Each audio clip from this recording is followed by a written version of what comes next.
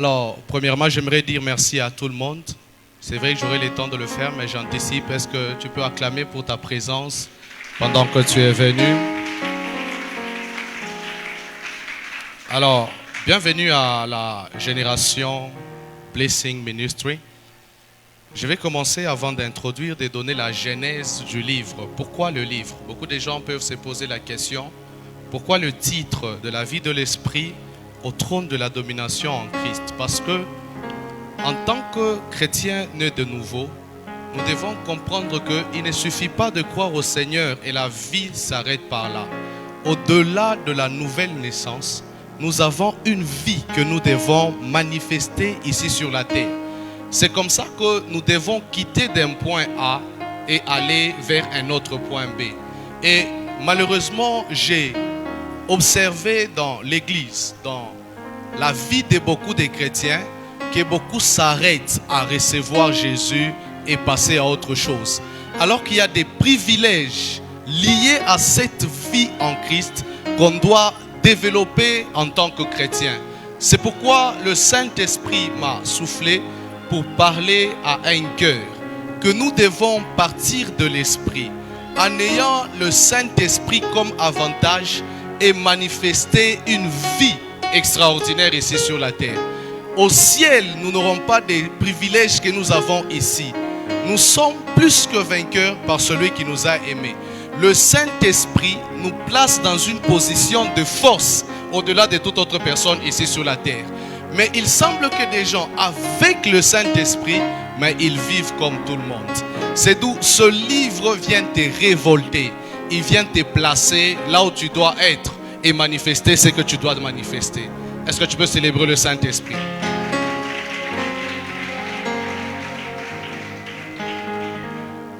Le titre, c'est « De la vie de l'Esprit au trône de la domination en Christ ».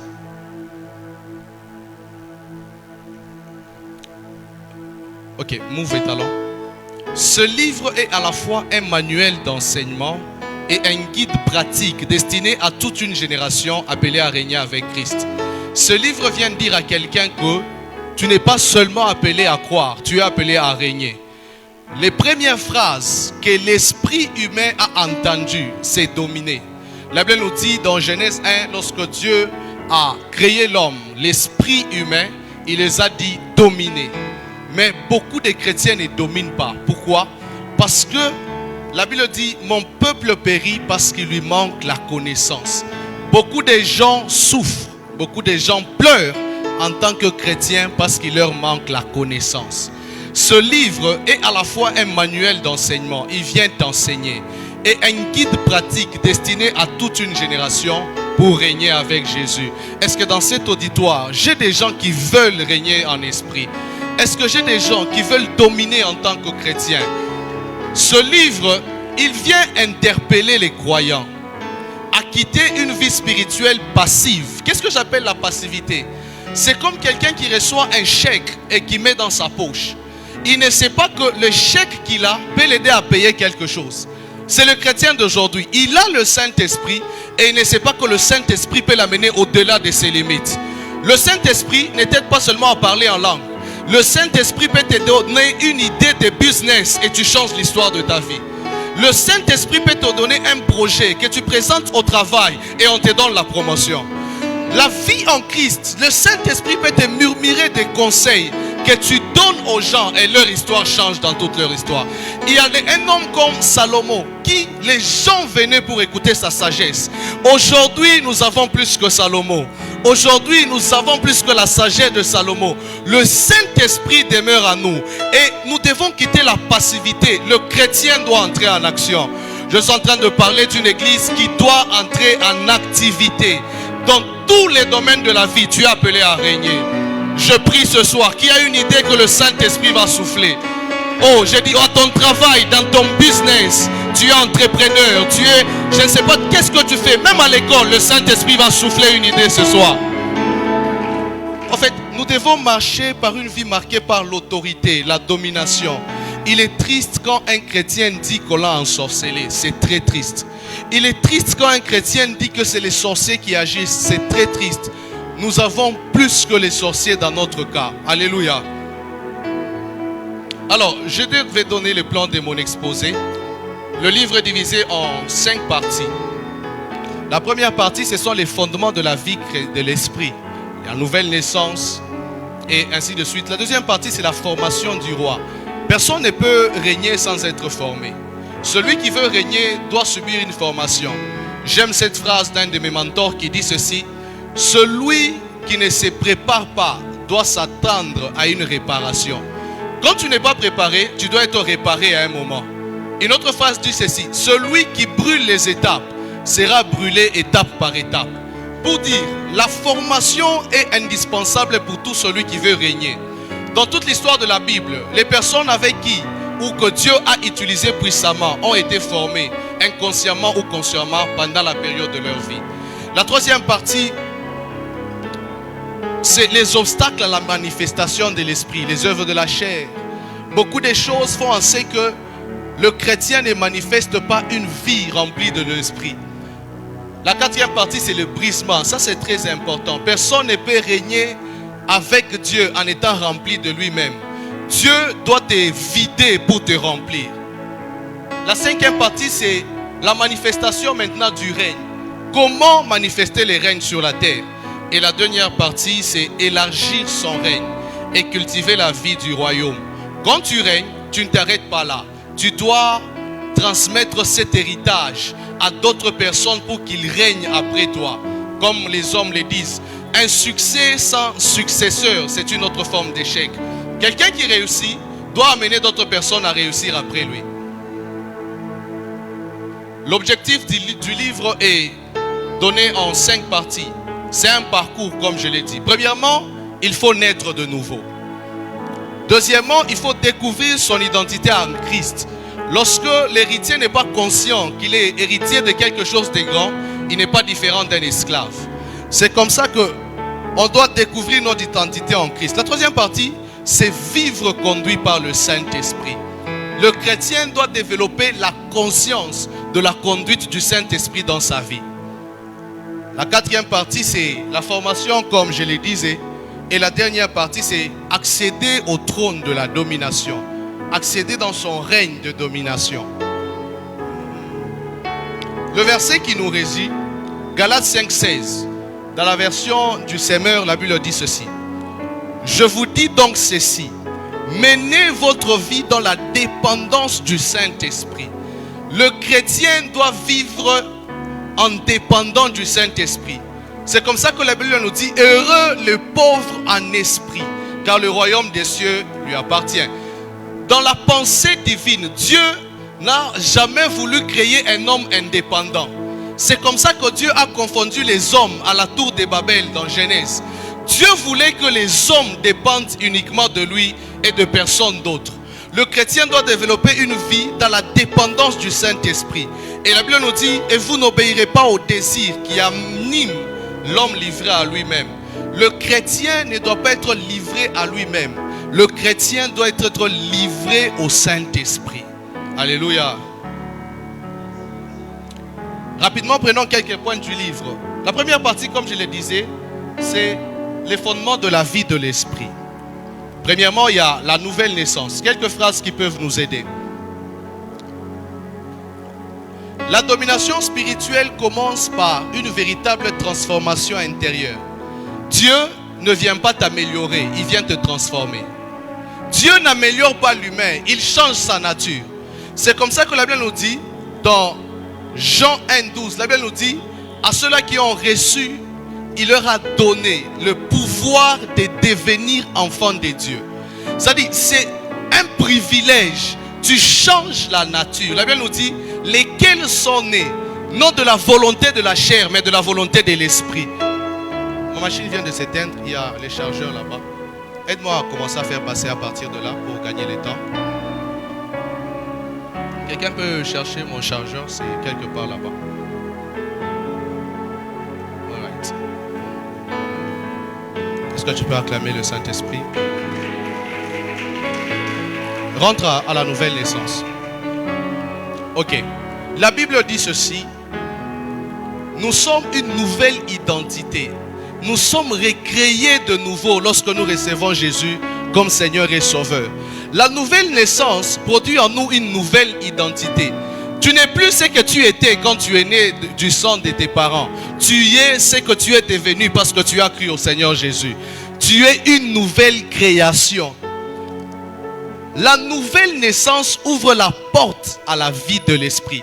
Comme Papa Israël a expliqué très bien, c'est la nouvelle naissance qui nous introduit dans la vie de l'esprit. Il est difficile pour un païen de régner avec Jésus. C'est impossible. La nouvelle naissance n'est pas un vernis, un privilège. Non, c'est un changement de nature. C'est un changement d'identité. Move étalon. La deuxième des choses, c'est l'identité du croyant ou l'identité royale. Nous ne pouvons manifester la vie de l'esprit sans connaître qui on est en Christ. Quelqu'un peut se poser la question, qui je suis en Christ? Premièrement, tu es un enfant de Dieu. Deuxièmement, tu es une nouvelle créature. Troisièmement, tu es un héritier du trône. Quatrièmement, tu es plus que vainqueur. Vous êtes ce que Dieu dit que vous êtes. Le jeune homme Gédéon était en train de battre les blés au pressoir. Et l'ange les regardait de loin. Lorsque l'ange arrive là où il était, il lui dit, Gédéon, vaillant héros. Ce qui te définit, ce n'est pas comment tu te vois. Ce qui te définit, ce ne sont pas les paroles des hommes. Ce qui te définit, c'est ton identité en Christ. En Christ, tu es un enfant de Dieu. En Christ, tu es une nouvelle créature. En Christ, tu es héritier. La Bible nous dit, nous sommes héritiers de Dieu et co-héritiers de Jésus. Pour dire, les privilèges de Jésus sont tes privilèges. Là où Jésus peut s'asseoir, toi aussi tu peux t'asseoir. Ce que Jésus peut faire, toi aussi tu peux faire. Et Jésus étant un bon grand frère, il a dit, vous ferez plus que moi. Vous ferez plus que ce que je l'ai fait. Je suis en train d'introduire quelqu'un dans son royaume de domination avec le Christ. Vous n'avez pas été sauvé uniquement pour échapper à l'enfer. Non, ça c'est une fausse théorie. Tu n'as pas été sauvé uniquement pour échapper à l'enfer. Tu as été sauvé pour représenter Dieu sur la terre. Ça veut dire tu n'as pas peur des sorciers. Le chrétien n'attend pas le jour où il va aller au ciel seulement. Non, aussi longtemps que nous sommes sur la terre, nous devons montrer que nous sommes les enfants de Dieu.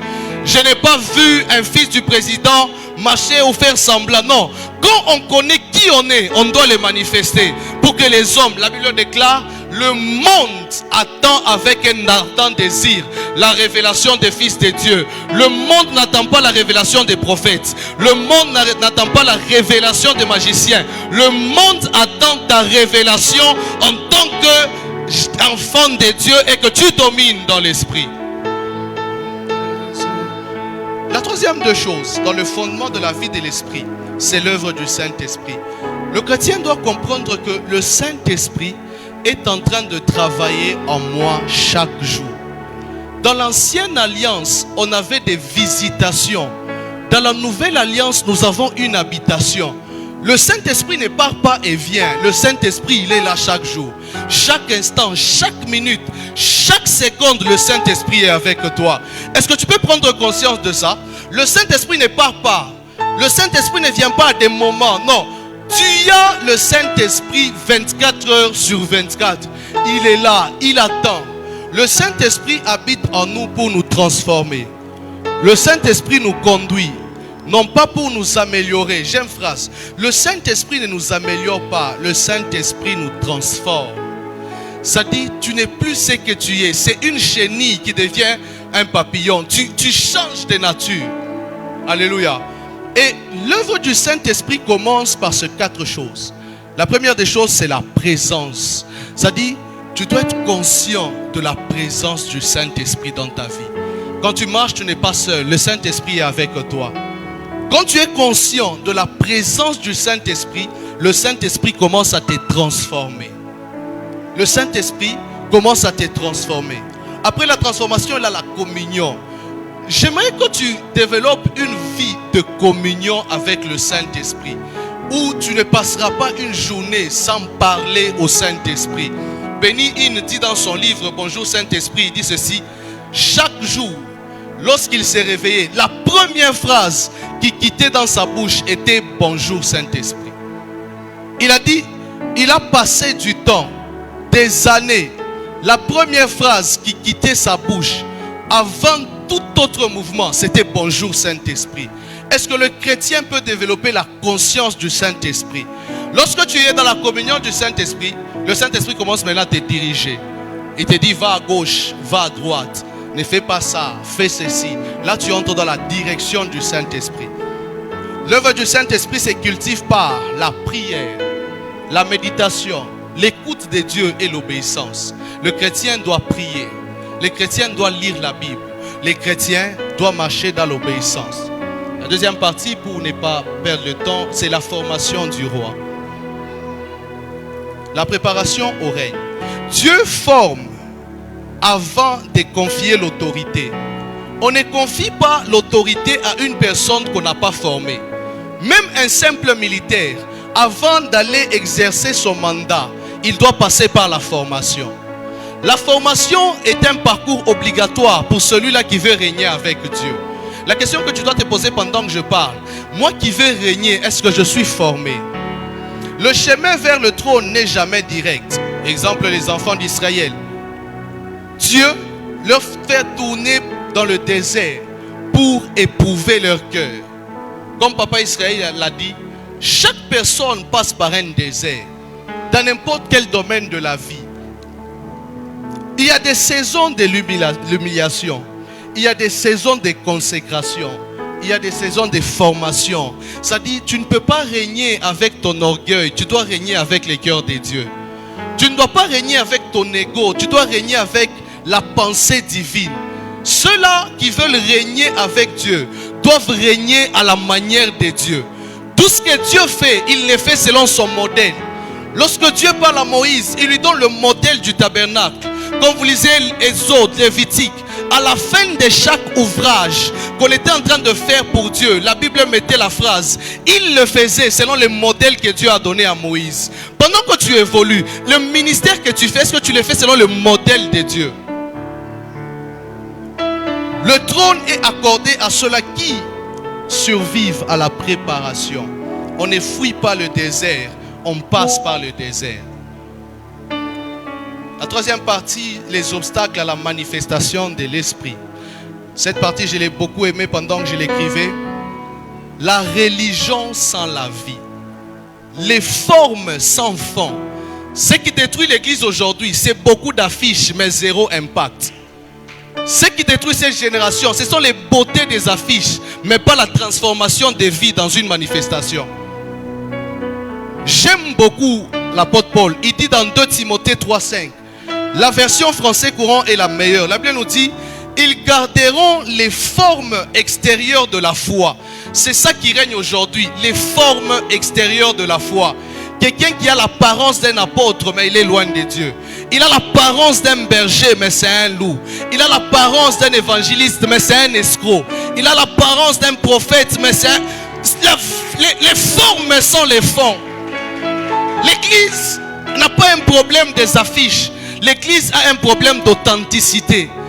Marcher dans l'esprit et manifester le trône, c'est garder les fonds, même si on a perdu la forme. Et l'évangéliste Jean-Baptiste gagnait les âmes dans un désert, un lieu qui semble n'a pas avoir la vie, un lieu sans beauté ni éclat, mais les vies étaient sauvées. Aujourd'hui, on a beaucoup de costumes, mais peu d'onction. Aujourd'hui, on a beaucoup de caméras, mais zéro transformation. Ce livre vient te dire que tu dois quitter les formes pour entrer dans la profondeur. La Bible nous dit, ils garderont les formes extérieures, mais ils rejetteront la puissance de Dieu.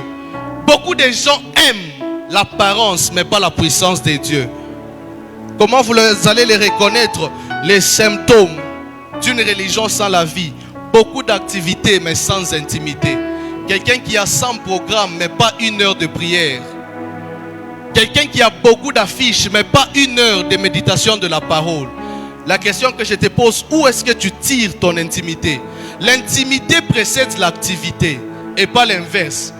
On n'est pas actif parce qu'on s'habille bien, non. C'est l'intimité qui te pousse à mener beaucoup d'activités. Jésus, avant de commencer son ministère, j'aime la Bible.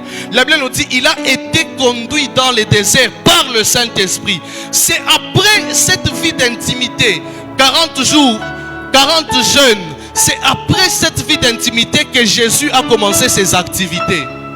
Intime, après activité. La deuxième des choses, c'est la tradition sans révélation. La phrase qu'on dit aujourd'hui, c'est comme ça qu'on fait. Et non pas c'est comme ça que le Saint-Esprit nous a dit de faire. Qui a dit de faire comme ça? Non, on a toujours fait ça. La conformité, c'est ce qui détruit l'église de ma génération. La Bible nous dit, ne vous conformez pas au siècle présent. Pourquoi tu organises cette activité? C'est parce que l'autre a activé. Aujourd'hui, on voit les soirées de gloire dans le monde entier. Est-ce que le Saint-Esprit t'a dit que ton programme, c'est soirée de gloire aussi? Non, c'est parce que Marcelo a dit soirée de gloire. C'est parce que Francis Tatou a dit nuit de jugement. Est-ce que ta nuit aussi juge quelqu'un ou c'est seulement un nom? Beaucoup de noms, mais sans révélation. L'église marche dans l'imitation et pas dans la révélation. L'église marche dans des soupçons. On imite tout et rien et l'église n'est pas bénie. Tu ne bénis pas quelqu'un parce que tu as pris les thèmes chez autrui. Non, tu bénis quand le Saint-Esprit t'a dit parle de ça. On voit des gens prendre tes thèmes et mettre sur l'affiche mais sans révélation. Tu peux prendre les thèmes de l'homme de Dieu mais l'onction restera là où ça a été tiré. Les parents, l'apparence sans puissance. C'est triste, beaucoup d'apparence, mais il n'y a pas de puissance. Aujourd'hui, on s'ennuie dans la présence de Dieu. Parce que ce qui a compté, c'est tes chaussures et pas la vie que tu as donnée dans la prière. On passe beaucoup de temps à chercher les habits, à chercher l'onction qui doit couler dans la salle. L'apparence sans puissance. Les gens veulent tomber, mais ne veulent pas changer de vie. Les gens sont prêts à dire Amen dans l'église, mais pas prêts pour renoncer à leur péché. Quelqu'un est prêt à donner l'offrande pour que les gens les voient, mais il n'a pas accepté cette parole dans son cœur. L'apparence, une parole qui fait du plaisir aux oreilles, mais qui ne touche pas les cœurs. Faire les choses pour Dieu, mais sans Dieu, ça c'est triste. Beaucoup de gens font des choses pour Dieu, mais sans Dieu. J'aime un homme de Dieu qui a dit, lorsque tu remarques ça, mieux vaut recommencer avec Dieu que continuer sans Dieu. Le problème c'est quoi? C'est qu'on t'appelle déjà bishop. Impossible de commencer. Accepte de recommencer avec Dieu. La troisième des choses pour finir, la tiédeur spirituelle. Beaucoup de gens ne sont ni chauds ni froids.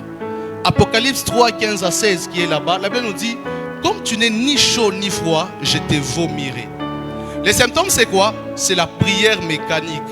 Tu viens à l'église, mais tu somnoles pendant la prière. Tu n'es ni chaud, tu n'es ni froid. Tu viens à l'église, mais tu n'as jamais lu un seul verset chez toi à la maison. Tu n'es ni chaud, tu n'es ni froid. Ça dit, les choses de Dieu sont devenues mécaniques. Ça te fatigue. Tu n'es ni chaud, ni froid. Manque de passion. Aujourd'hui, on n'a plus les ailes pour l'évangile. La tolérance pour les péchés. On se dit, ça, on peut accepter. Non. On n'accepte pas une chose parce que tout le monde sont d'accord. On accepte une chose seulement à la lumière des Écritures. L'église tolère. L'église est devenue tolérante par rapport à certains péchés. Non, ça ne fait rien. Non, c'est que la Bible condamne, l'église doit condamner. Insensibilité à la vie de l'esprit.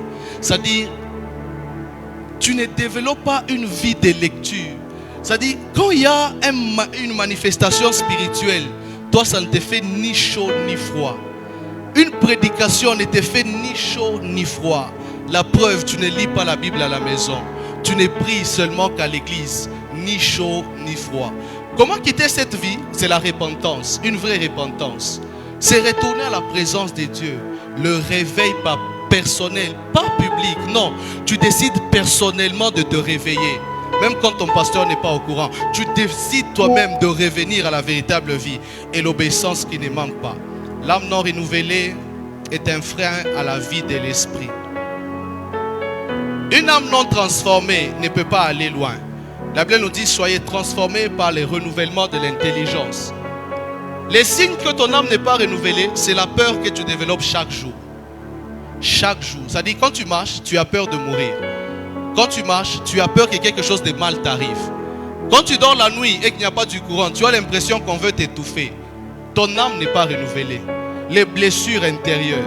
un raisonnement humain, les forteresses mentales. L'apôtre Paul prie, il dit, j'aimerais que le Saint-Esprit renverse toute forteresse et que toute pensée soit soumise à l'obéissance du Saint-Esprit. Tu dois mener une vie dans la dépendance du Saint-Esprit pour que tous les raisonnements humains qui sont dans ta tête puissent mourir. La parole est le thème central. Tu dois revenir à la méditation de la parole. Et ce qui touche, que les gens n'aiment pas qu'on parle, c'est les œuvres de la chair. La chair est ennemie de la vie de l'esprit. Le premier ennemi que tu dois détruire avant de vouloir dominer, c'est ta chair. Le premier ennemi que tu dois soumettre, c'est ta chair. Un homme de Dieu a dit, Ivan Castanou, dans son livre L'ennemi numéro 1, la chair, il a dit ceci: le plus grand combat de la vie n'a jamais été le diable, ça a été contre soi-même, contre sa chair. Il a écrit une phrase qui m'a plu: celui qui a gagné le combat contre la chair a gagné le plus grand combat de sa vie. Celui qui a gagné le combat contre la cupidité a gagné le plus grand combat de sa vie. Celui qui a gagné le combat de l'impudicité a gagné le plus grand combat de sa vie. Celui qui a gagné le combat de la jalousie a gagné le plus grand combat de sa vie. Celui qui a gagné le combat de la haine a gagné le plus grand combat de sa vie. Pour dire, le premier ennemi sur lequel tu dois te consacrer, ce n'est pas le diable d'abord, c'est ta chair. Cette phrase est importante. La chair ne se gère pas, elle se crucifie. On ne gère pas la chair, on crucifie la chair. L'apôtre Paul dit, j'ai appris à traiter durement mon corps et je l'ai rendu assujetti. J'ai crucifié la chair. La chair, on ne négocie pas avec la chair, on crucifie la chair avec Jésus. Le brisement. Dieu travaille les cœurs avant de confier l'autorité. Le parcours de Joseph n'est pas à définir. Avant la gloire vient la croix. Avant la couronne vient la solitude. Les épreuves ne sont pas une punition, mais une préparation de Dieu. Dieu ne tente pas un homme. Dieu met un homme à l'épreuve. Les brisements nous vident de nous-mêmes afin de nous remplir de l'esprit. C'est-à-dire, Dieu ne remplit pas ce qui est déjà rempli. Dieu doit vider pour remplir. Alléluia. Le dernier point. Le but de la vie de l'esprit n'est pas seulement la croissance personnelle, mais la manifestation visible du règne de Dieu sur la terre. Le but du règne spirituel n'est pas seulement de briller dans les lieux célestes, mais de régner sur la terre comme au ciel. On ne doit pas attendre de briller au ciel, on doit commencer à briller sur la terre. La Bible nous dit, nous sommes la lumière du monde, pas la lumière du ciel. Nous devons briller ici sur la terre. La vie de l'esprit ne s'observe pas, elle se manifeste. On doit savoir que tu es chrétien. Enfin, avant de conclure, c'est que nous devons dominer, non pas seulement nous-mêmes. Nous devons introduire les gens dans notre domination. Il y a l'héritage spirituel qu'on doit donner à ceux qui vont venir après nous. Ne meurs pas avec ton règne, transmets-le à quelqu'un. L'apôtre Paul dit à Timothée, ce que tu as reçu de moi, transmets-le à des hommes fidèles. Ce que tu as reçu, les dons que tu as reçus, le talent que tu as reçu, transmets-le à des hommes fidèles. Alléluia. J'ai conclu en disant ceci. Vous n'avez pas besoin de chercher à devenir quelqu'un dans les regards des autres, parce que vous êtes déjà quelqu'un dans les cœurs de Dieu. L'approbation ne doit pas venir de l'extérieur, l'approbation doit venir du Saint-Esprit.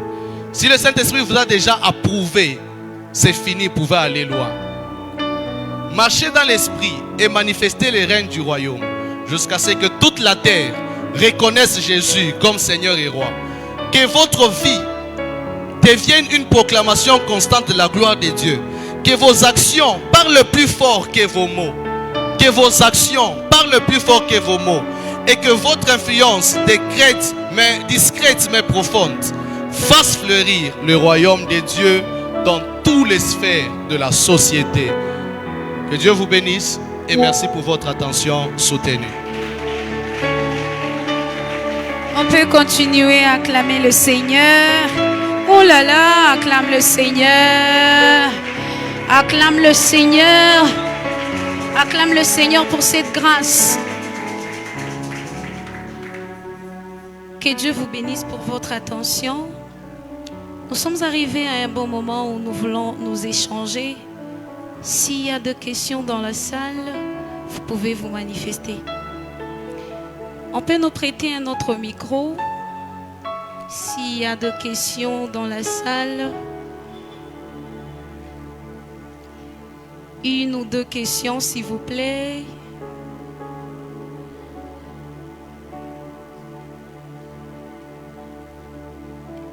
Est-ce qu'il y a quelqu'un qui a une difficulté quelque part?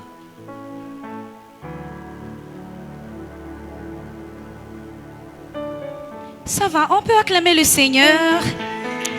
Gloire à Dieu. Oh, il y a une question, merci.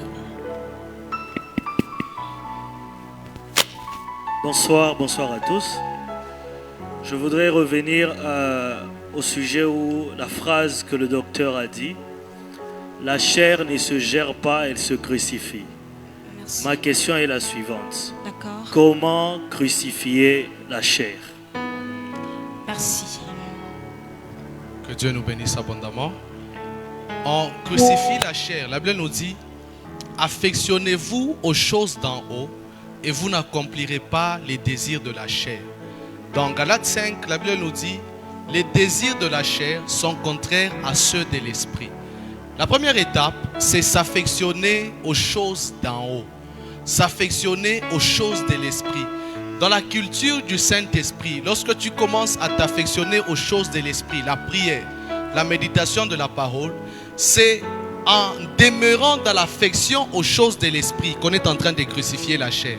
La Bible nous dit, lorsque nous contemplons la gloire de Dieu, nous sommes transformés à la même image. Lorsqu'on prend le temps de demeurer dans la présence de Dieu, dans la prière, dans la méditation de la parole, dans la communion fraternelle, on est en train de crucifier la chair pour laisser plus en plus d'espace. On est en train de laisser l'espace pour que le Saint-Esprit prenne la possession de notre vie et nous ne pouvons plus marcher dans les désirs de la chair. Je pense que j'ai répondu. Merci beaucoup. Est-ce qu'on peut acclamer?